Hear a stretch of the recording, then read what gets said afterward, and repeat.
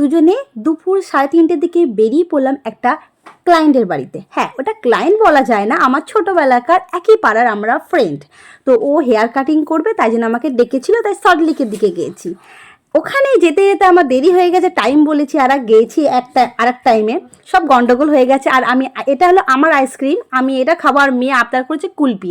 ও যাওয়ার সময় বলেছিল, কিন্তু যাওয়ার সময় দিইনি। আমার ক্লায়েন্টের কাজ হয়ে গেছিলো, দিয়ে বাড়ি আসার সময় ওকে কুলপিটা কিনে দিয়েছি। ও কুলপি খাচ্ছে, প্লাস ও আবদার করলো পার্কে যাবে।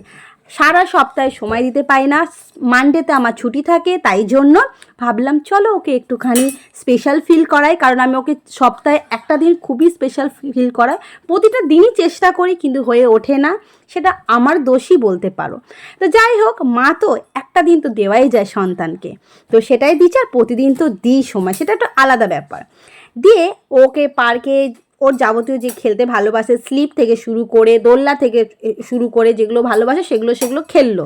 দিয়ে তারপরে আমরা আরেকটা জায়গায় যাব। সেটা যেতে হয়তো মনে হয় দেরি হবে, কিন্তু দেরি বলতে ওই ধরে নাও 6:45 6:30 বাজে। আর এসেও গেছি যেখানে আমাকে দাঁড়াতে বলেছিল, চিনার পার্কে ওখানে। এবার কার বাড়িতে যাচ্ছি, যেখানে আমরা দুজনে একসাথে কাজ করি, যেখানে আমাদের ফ্যামিলি থেকেও পরস্পরের সাথে বেশি সময় কাটায়, 11 ঘন্টা থেকে 10 ঘন্টা ডিউটি করি আমরা পার্লারে। তো ওর বাড়িতে ইনভাইট আমি হইনি, আমি এমনি গেছি, আমার ইচ্ছে হয়েছিল, ফোন করেছি, তাই চলে গেছি ওর সাথে দেখা করতে। এই দেখো শুরু হলো খাওয়া দাওয়া স্টার্ট। কোল্ড ড্রিঙ্কস খেয়েছি প্রথমে, তারপরে এলো চা আমি ভালোবাসি না, কিন্তু দিয়েছে, না বলতে পারি না, আর আমার মেয়ে প্রচুর ভালোবাসে।